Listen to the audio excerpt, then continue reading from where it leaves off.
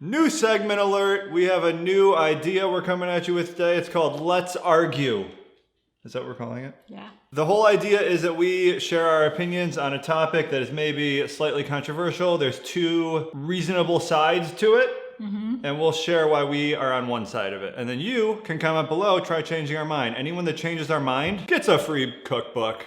And in the next Let's Argue video, we'll read those comments and why they changed our minds. And just let us know if you think this is dumb or if you like it and we should do more. First topic is keto products. They're good. They're good things. I do agree that they're good things. I think in most cases, the more the merrier. People like convenience, people like options.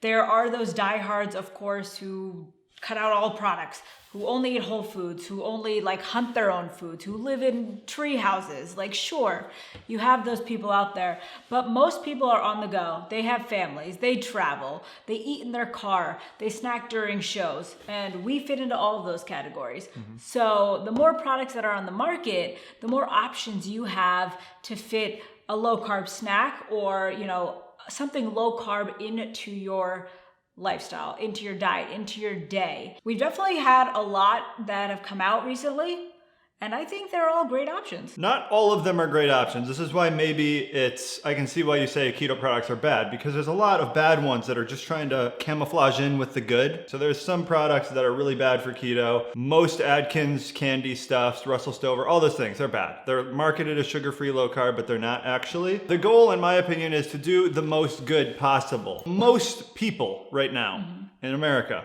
overweight, struggling with their diet, trying to figure out what to eat, and snacking is an ingrained habit. It's hard to break these types of habits. Yeah, you could just eat one meal a day, you could eat 2 meals a day, intermittent fasting, fast 2 days per month. All this stuff is awesome. Yeah, break the habit, so in easy. Theory. But for your mom and pop, your normal person, you probably, yeah, most people watching this, there's the select few that have most of this under control, and now they're moving on to the next step, which is maybe fasting, only eating whole foods, etc. Your average American just trying to make a step in the right direction. That's where this stuff comes in. It's hard for me to see the argument that it's not a net positive. I think that argument goes something like, you're not breaking your reliance on processed foods, which is true, but you are breaking your reliance on refined carbs, which to me are the most addicting aspect of our diet these days. This is one step, then you keep taking steps, right?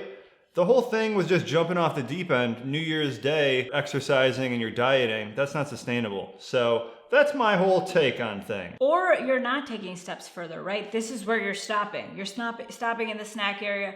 Totally fine as well, in my opinion. So keto bar, this nut butter packet, this is better than That's not even unhealthy. Yeah, but as an option, fine. A Quest bar, sure. Even a Coca-Cola bar.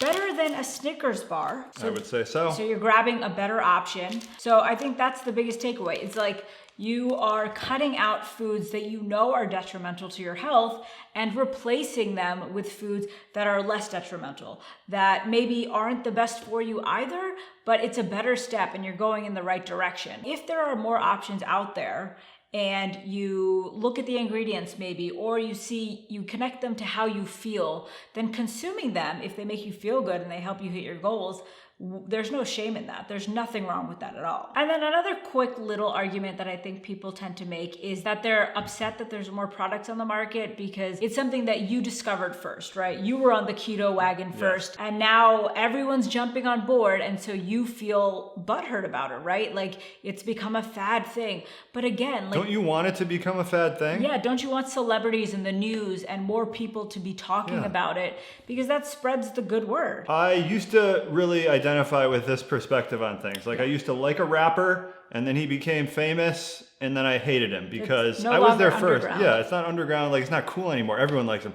The song Trap Queen, we were playing that song, singing it a year before it became popular, and then when it became popular, we didn't like it as much, but it was still our song. Yeah, it's great. It's a great song. Yeah. The idea that keto is becoming more mainstream, that's great. Yeah.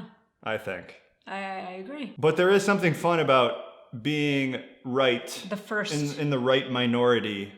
I feel that's why so many people Flat Earth is attractive to people, because you think you're right and it's this minority that knows the right thing and everyone else is just blind, they're sheep, So it's fun, I get it. To help the most amount of people, you want this to be out there. you want more products also, then that just even if you're not consuming them, there's more exposure because you see them in stores, you see them ads on your Instagram as you're scrolling. Everyone's doing it, so you might differ. So let us know down below. And thumbs up the best reply. Topic for next video. Let us know. What should we argue about?